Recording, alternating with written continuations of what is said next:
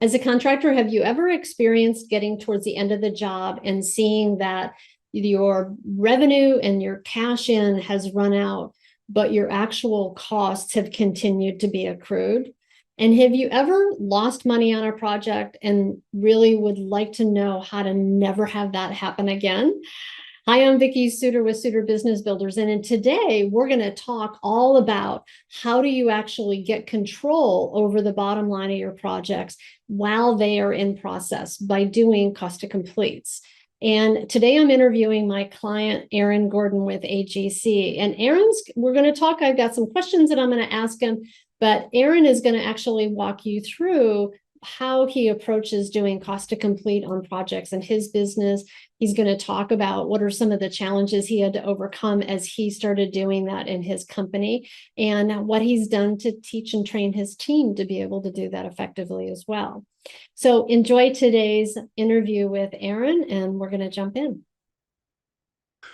I'm really excited to have Aaron Gordon with AGC here with me today as my guest. And Aaron is a general contractor in the San Francisco Bay Area and is a longtime client. And he's going to be talking to us today about cost to complete and why do cost to complete. But before we kind of jump into the questions, Aaron, first of all, thank you for being here. And would you tell people a little bit about you? Give them a little bit of introduce yourself. Yeah, Aaron Gordon with Aaron Gordon Construction. I'm a general contractor in the San Francisco Bay Area. Been in business approximately 22 years, and been working with Vicki, I think about 10 years now. Or is it longer? It's actually longer, yeah. Wow. I have three companies: Aaron Gordon Construction, 415 Remodeling, and Heirloom Builders. The other two are smaller companies that I'm part owner in. And yeah, excited to talk about CTC and my journey to get here. Yeah. I have to say, I'm just listening to you talk a little bit there, Aaron. I have so appreciated watching you in your journey of growing as a contractor and as a leader and a business owner. And this whole topic of cost to complete is clearly one of those things that I watched you, and I've watched a lot of contractors, right? It's like, it's the difference that makes the difference. And rather than me talk about cost to complete, why is it important? I am really excited to have you be talking about it from a practical point of view that's relatable, to people who are there on the ground. Because sometimes it can feel a bit complicated. But before I kind of jump in there, maybe it would be good for us to just start at defining what is doing a cost to complete. So before I jump into more specifics about that, what is cost to complete? And maybe you can just define that for people. That's an easy one. You've got cash basis where, you do your invoicing, you have expenses come in, and your profit is the difference between the two, right? And the problem is if your subs don't send in invoices or somebody loses invoices, you can show a huge profit one month and then a huge loss the next month. So cost to complete is simply about bridging the gap between your expenses and your revenue to actually show how much money you're making at any given point in time. So for us, we do it monthly, and gauging how much money we're making or losing on a monthly basis for a general contractor is no easy feat, because there's so many variables that have to do with what we make. For example, are you actually on budget on your job? Are you hitting your schedule? If you're not hitting your schedule, you're not actually hitting your budget. And being aware of your budget and being aware of where you are at any given time is a big challenge. And it's probably the single most important thing for a general contractor to do. I would concur. It's that whole thing of, and this is what you're describing, if I can see it before if I can see into the future and see where I'm going to end up before it's history, I can do something about it. I have way more control over it. But if you're only looking, it's kind of like driving a car in the rearview mirror. If you're only looking at results on projects post-mortem or after it's already done, you can't do anything about that. But what you can do something about is what's in front of you. And cost to complete is the number one way for a contractor to be able to stop, lift up your head, look out and see where you're headed, to go, okay, am I on track? Am I off track? So what now? What, like, what can I do about it? Is there something that, fell through the cracks or got dropped or what have you? And I know you're going to talk about some of those things. So let me just ask you this question. What is it that had you realize that you needed to start doing cost to complete? Because there's this point for contractors as they grow, for you to have this realization that you can't just work really hard and hope that it all turns out, or make sure that you stay on top of the paperwork and all that, without doing, at some point you realize, I've got to do this, look ahead and this to complete. What was that moment for you? How did you realize, oh, I need to start doing this? Yeah, well, so when I was a smaller contractor, I would pretty much not look at the job until it was done, and I'd add up the costs, and I'd look at the revenue, and you just subtract the cost from the revenue, and there's your profit for that particular job. You have no idea how you're doing during the job, but at the end, you kind of look at it and go, okay, we did okay. And if the job wasn't done, we didn't really think about it. When I say we, it was just me in the office. So as we grew, I think we're around 2.8 million. I brought in a office manager who was doing all the bookkeeping, and we're growing, and we're looking at our monthly profit, where I never really looked at that before. I didn't close a month, I closed a year. Right. So when you're starting to close months, you're looking, you're like, wow, we, 1 month we made $200,000, and, we're doing a dance and we're super happy. And it was like unbelievable, like how you can be that small and make that much money in a month. And then the next month we lost 200,000, and, you're looking around, you're like, what happened? How did we make 200 and lose 200? And clearly you start to realize that your expenses don't match up with your revenue, and you're getting, the revenue in this month and the expenses that month. And, it depends how you set up your billing cycle with your clients. When you're doing milestone billing, you get a huge payment, and you may have already spent the money, so you show a massive profit. So really, being unsatisfied with that roller coaster profit and loss, and then starting to really not know where we are at any given time, and not wanting to wait till the end of the year. And even at the end of the year, you still can't really balance it, because you have to draw a line in the sand somewhere. So just not wanting to deal with the roller coaster of big profit, big loss, and wanting to have control over what the numbers look like. So I was clear, I could go home and tell my wife, like, hey, we made a profit. And mean it. Yes. And actually know it. Yes. Like, yeah. I think you just touched on a couple of really important things. And one is, it's like there's the roller coaster of the P&L, right? The profitability of your business. That's a little crazy making, but emotionally it's exhausting. oh yeah. And that whole not knowing, and that whole like sense of uncertainty, creates an enormous amount of anxiety and chasing after things, because you're just like, you're trying to maintain control, because you don't have a vision or a view of the bigger picture of what's going on the job. And and the example you just gave about, like, it can end up that a year looks really good. And I just had this happen with somebody this year, where last year they were like, oh my gosh, it's so great, and it looked like an amazing year. And then this year, by like February, that job that was so amazing just hit, like all the money ran out, and all of a sudden they had to keep paying these bills for subcontractors and labor to finish the job. The example being what you said of, we build it early on and we weren't doing cost to complete. And then, it's so disappointing. So it's that way of eliminating that roller coaster, that emotional uncertainty, that emotional distress that comes from not knowing, and having a greater sense of clarity. And I will add one more thing, and then when we'll go on to my next question. But the thing that, and I think you would concur with this, but add to it if you want, like, the thing about when we have that greater sense of clarity about what's going on in our business or on jobs, like that clarity gives us more confidence, lets us take more powerful actions. And that clarity comes from data, right? When we have good data. Absolutely.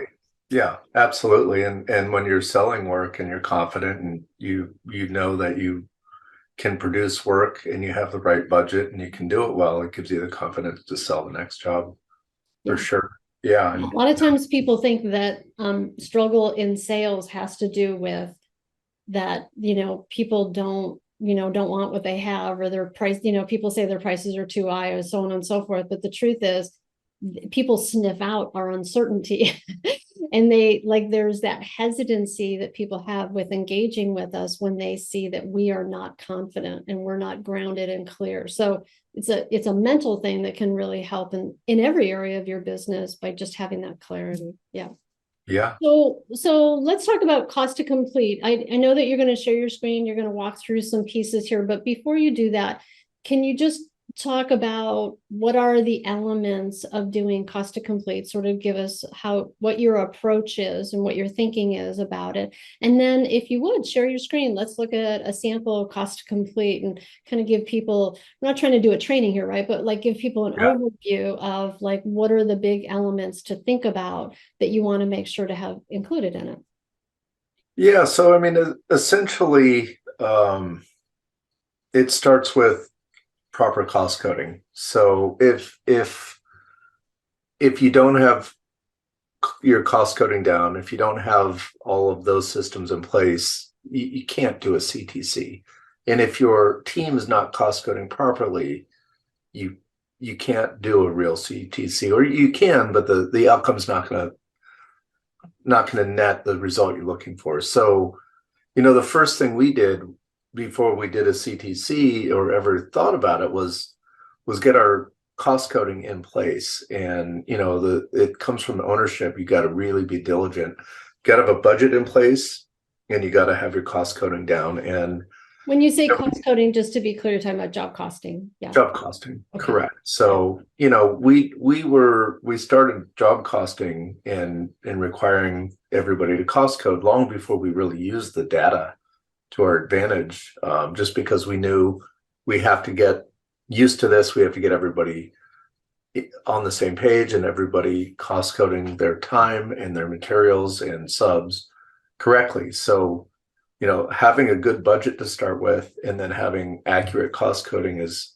a requirement to being able to be successful at a CTC. So once that's done, then you have to put the data in one place to be able to utilize it. And it's really no easy feat either. There's so much information and it's coming from so many different places. And, you need to know what's committed and what's not committed and how much you have left over in these cost codes. And if you have a cost code and a budget for something and it's got, a committed cost with a sub, you think, oh, great, we're on budget. But if there's 10 other items that get cost coded to that code and you are only looking at your data over here and not your data over there, you're going to be off. So really understanding, okay, we've got this stuff committed and we have potential money coming from these other areas that are going to get cost coded.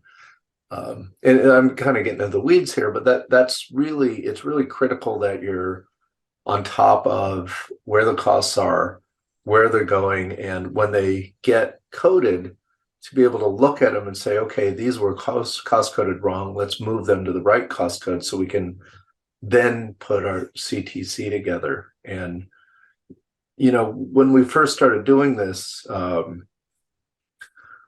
our estimating division was creating really difficult budgets to follow. So when you create your budget, if the budget's a mess, if things are coded wrong, if things are off in the budget, same thing, the CTC is going to be a mess. And we would have these meetings where we'd spend hours moving things into the right place because that's what the billing said, right? And so am I hearing you correctly? Because I just want to pause here for just a second, because I think what you're talking about is super important. And what you're saying is you want to make sure that you have a budget that is by cost code, and that you're then job costing according to those cost codes as you're going Correct. along doing the work, whether it's labor, subs, material, what have you.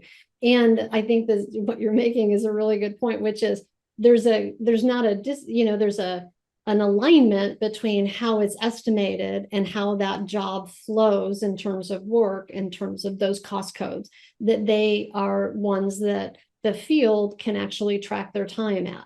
And I think a good example of that, and maybe you have some others too, is like with labor. I always say, hey, if you have labor that's coding to more than 2 cost codes in any day, you're probably not getting good information. Like nobody's going to track that many cost code, a lot. So like keeping it simple enough that you can get, reliable feedback that somebody's going to actually code it to that cost code, but making sure that you're using cost codes that can be job costed against. Yeah. Yeah.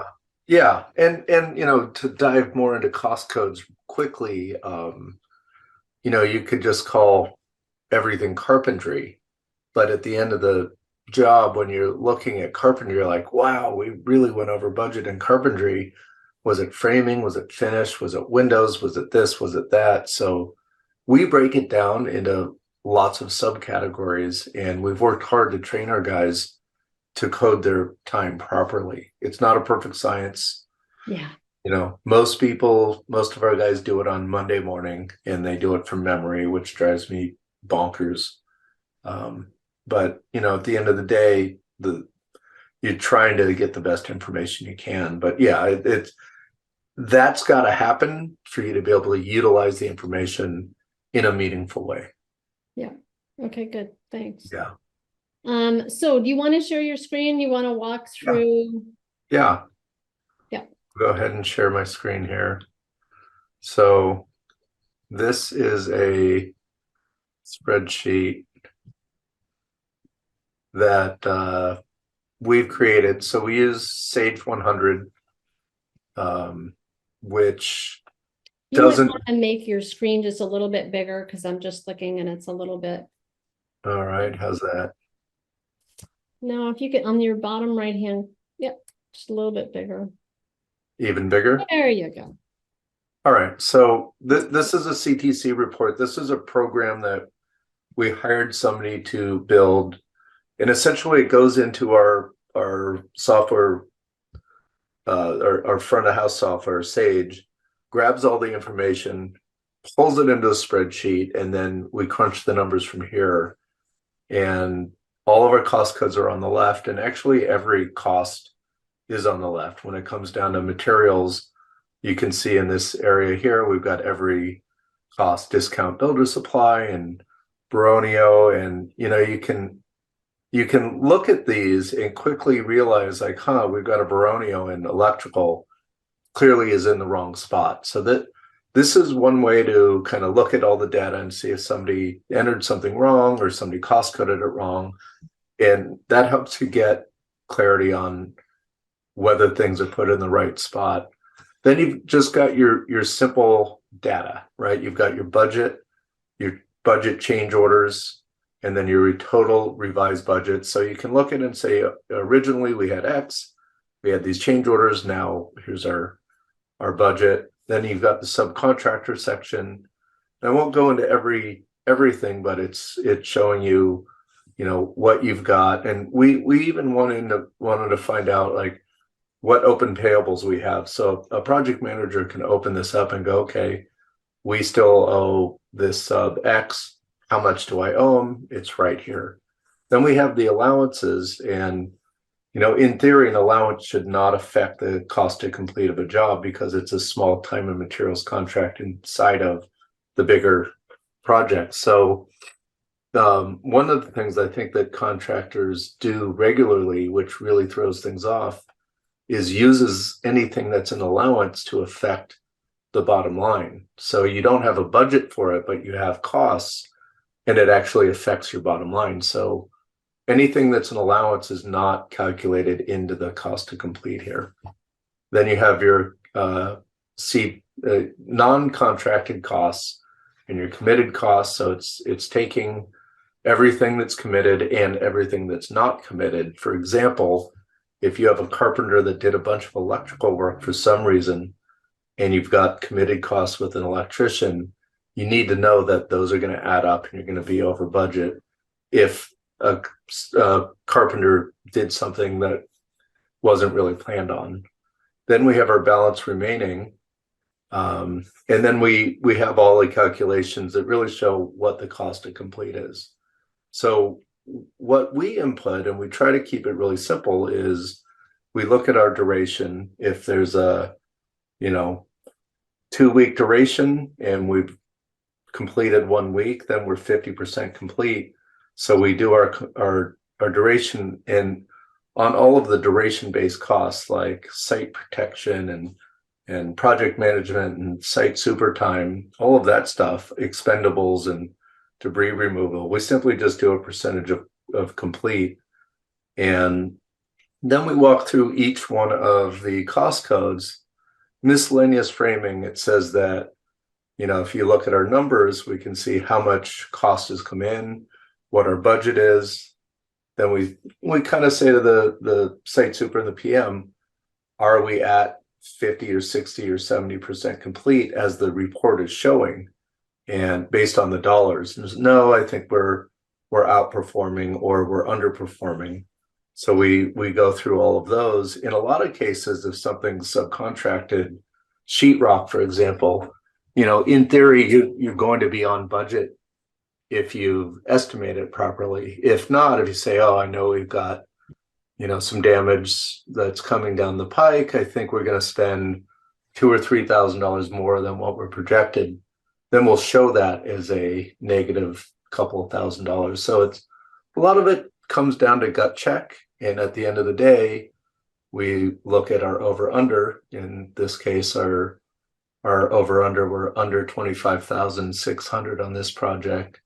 And this number shows what our projected estimated cost would be. So after we do all this, we say okay, we think we're going to be $138,000 total budget. And then you look back and you say, well, our budget with change orders is 163. The delta is the 25.6.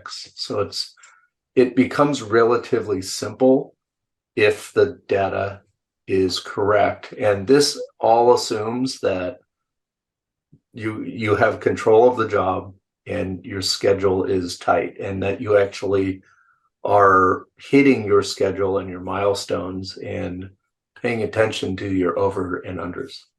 So that is a great segue. So thank you for showing that. I think that's helpful. And, this wasn't intended to be like a whole training on it, right? But and thank you for sharing that. I just wanted people to kind of get a sense of like, what are all the elements and what are you looking for? What are you paying attention to? And I appreciate what we're talking about, gut check and about looking at the numbers and making sure that they're accurate, right? But what you just showed is a snapshot of what are all the elements of it. And there's then the segue piece of it is, okay, you've got all the data. Now, how do you get your team to actually do cost to complete? What's been your strategy for training your team to do that? And because it's not something that people wake up in the morning and go, oh, I know how to do cost to complete. Like there's certain things that have to happen before you can actually do that. And if you could just speak to that, because I know we were talking about that earlier. Yeah. So for example, if we have a new project manager that comes on board, we'll run through this. I'll kind of go through it quickly. They'll forget 98% of what I said just because it's a big spreadsheet and it's complicated. And then as the first cost to complete for their job comes up, I'll walk them through it. We'll do it together. It does take time to learn. Again, if the schedule and the budget, so starting with the budget, if the budget was created and we have an appropriate budget to build the job, then at the end of the day, we're going to be on budget if we manage the job properly. So then we kind of take a look at our schedule, right? So are we on schedule? We ask the site super to pull up the schedule, look at where we are, and it's pretty easy to look at it and say, you know, we're in sheetrock right now. Are we on the date that the original schedule shows? If so, yeah, we're on schedule. We're, 37% complete based on the math.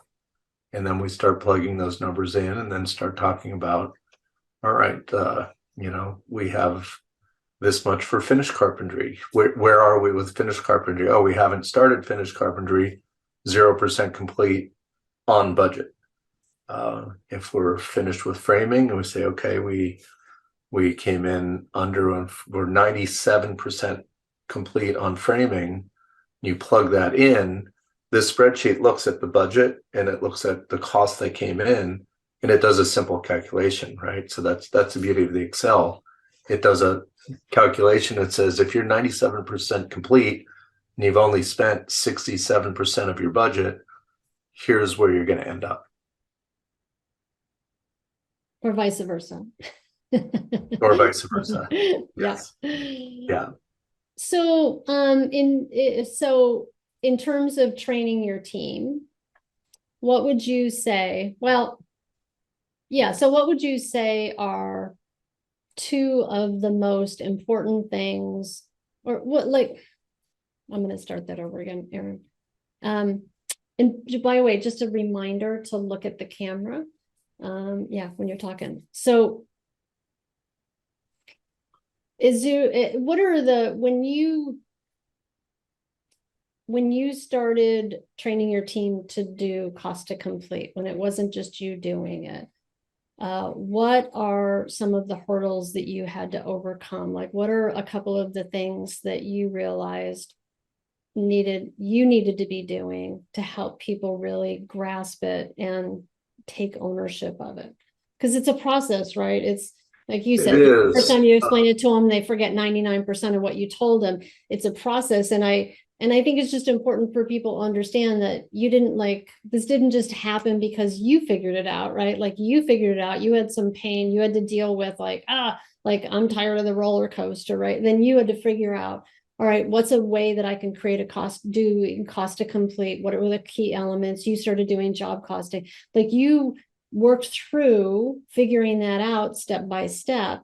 But then when it comes to training people and teaching other people how to do it, they don't necessarily understand the ramifications of not doing it, or they do, and they just haven't had the opportunity to work through it like you have. So what are some things that you do when you're training somebody new? Try to get them to not overestimate how much is complete. I think that everybody wants to see a nice high under budget number. So they're like, oh yeah, we're 75% complete with framing when they're really 45% complete, and just kind of not truly understanding where you are per cost code all of the time. And again, like, trying to say, like, okay, this is a best guess in a lot of cases. Let's be conservative, and trying to get people to be super conservative with where they are. Like, okay, we're 50% complete with the job. We look like we're on schedule. Do we have any buffer in the schedule, or are we right on the edge? Oh, we're right on the edge. Well, we're probably going to lose a week. So let's back up a little bit on that number. Having our office manager who's really good with numbers is critical. I could not have created this spreadsheet without Brian. And when we're doing the CTCs, he has such a strong grasp of this. And when a PM or site super is like, oh, I think this, that, or other, like, there's some gut instinct that just comes with doing this enough times, where he'll say, yeah, I don't think that's right. Let's talk about this again, and let's go through this again. That's great. We've done cost to completes on jobs that take hours to do, because you're trying to literally estimate every single cost code individually to figure out where you are. And after somebody's done this 6 or 8, 10, 12 times, it becomes much easier. I'd like to see them take about 30 minutes per job. For a job, 2 to 3 million, let's say a $15 million job is going to take longer. Yeah. But at the end of the day, it's a little bit of seat time. You got to do it, and it's Brian and I working with the employee to make sure that they comprehend the big picture and then the small picture. Yeah. Great. I think that's really smart, involving your finance person who's grounded in the numbers, who can kind of like just be a more logical or objective perspective on what Yeah. the numbers show, or where do they see that. The other thing we were talking about earlier too, Aaron, I hear you have talked about this throughout this conversation, is the schedule. Like having a good schedule is critically important for you to be able to do cost to complete, because it's your baseline of like, well, where are we and what do we have yet to get do from a scheduling point of view, is going to help with doing the cost to complete. Yeah. That's the most important thing. I mean, if your schedule is not accurate, then none of this is going to be accurate. It's a bit of a waste of time. Even if your schedule is not accurate, you should still do the CTC and do the motions and get used to it. And then you'll start seeing like, okay, wait, we've been off on this CTC every month for 6 months. And after you do it enough times and you fail enough times, you kind of get a sense for like, you can just kind of feel like, okay, this job, I see these numbers, but based on my previous 10 cost to completes and 10 jobs, I know this one's going to go over, and I can kind of see it coming. And we'll look at the numbers, and then sometimes we'll say, yeah, we're gonna let's assume we're gonna be $50,000 over budget on this job, just because it just doesn't feel like we're on, or this PM is new to this and doesn't quite understand. So, you got to start with a good budget and then a good schedule. If the budget's no good, everything else is off. Yeah. Or if your budget's no good, then you should be able to see it going over every month, and you can just kind of see, wow, we're losing every month. That it's growing and growing and growing. And when CTCs, you can kind of also see when every month your over budget grows and grows and grows and grows, then you're just kind of catching up from all of the information that you're not clear on. Yeah, it's driving with looking in the rear view mirror. Yeah. So if we have 2 months where the CTC has changed, or like, okay, we've got 2 months where we see a big change, something's wrong. And then we'll take a deeper dive into the job. We'll take a deeper dive into the budget. We'll take a deeper dive into the schedule, and then we'll start looking for the change orders. Right? Like, okay, and that's another one, right? So if you got a good budget and you got a good schedule, and your CTCs or your change orders aren't happening regularly, and or they're not getting input, or sometimes we're like, okay, we've got a big change order coming, but we're still working on all this information. As you're building it and the costs are piling up, it's going to throw the whole CTC off. So you've really got to have your change orders, happening regularly. Try not to do bigger change orders. Try to break them up into smaller sections, get that into production, and that'll allow your cost to complete to be more accurate in the long run. Yeah, it's a really great point. So thank you for all that, because I think what the picture that you just drew, which is you got to be kind of patient, and you learn and you do it and you learn and you do it and you learn. And after over a period of time, like you said, you start to get that gut sense of, does that really make sense? Does it not make sense? Taking into account, I got a new PM on this job. There's this level of complexity to, and then that whole thing of are the change orders all actually recorded and in there? Because that's an important piece that will give you more accurate data. Yeah. This has been great.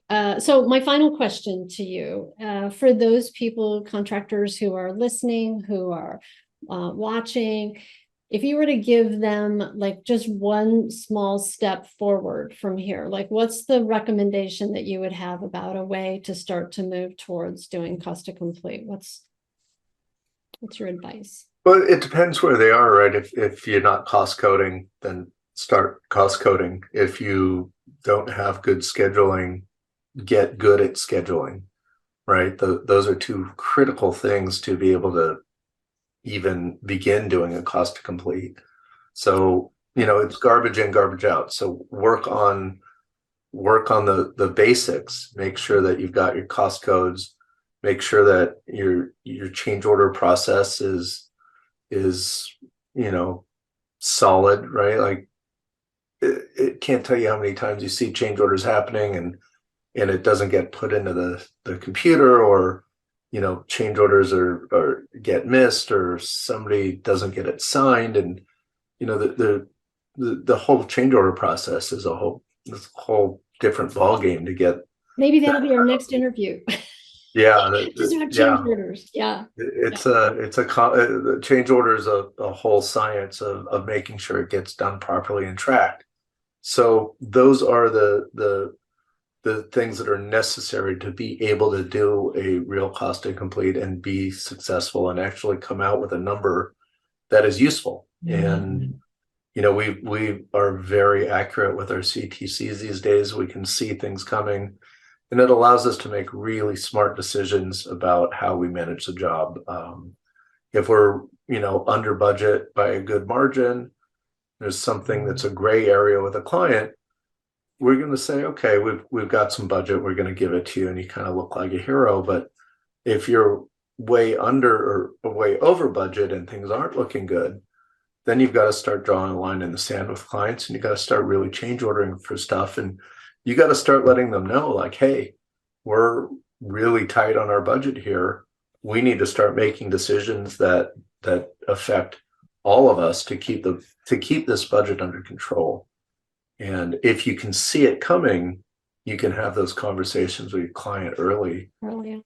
Yeah. And thank yeah, you. You just, I think it's a beautiful place to bring this to closure too, Aaron, which is have the difficult conversations early and often, have the reality-based discussion about where your project is really early and often, so that you have more control of the way the whole job is going. I remember one of the things that you said when we were talking last week or the week before, and you said, if you know that your job is, that your budget when it was estimated is way off, like it gets to production and production is like, there's no way we can build this job the way that you have it estimated, that you said, we just would go, okay, let's just start at ground zero. Let's rebuild the budget so that the production crew will be held accountable, will hold themselves accountable to a realistic budget, and then get over the fact that you just lost $20,000 or $100,000 or whatever it is early on, like have that hard conversation early on and be in get a grip on the reality of where you're actually going to end up. But what it does is it gets your team in a completely different place about owning that job and owning that budget, which is going to allow it any chance of success, rather than having a crew out in the field who goes, yeah, that's just not, there's no way, we're just going to do the best we can, but we can't do that.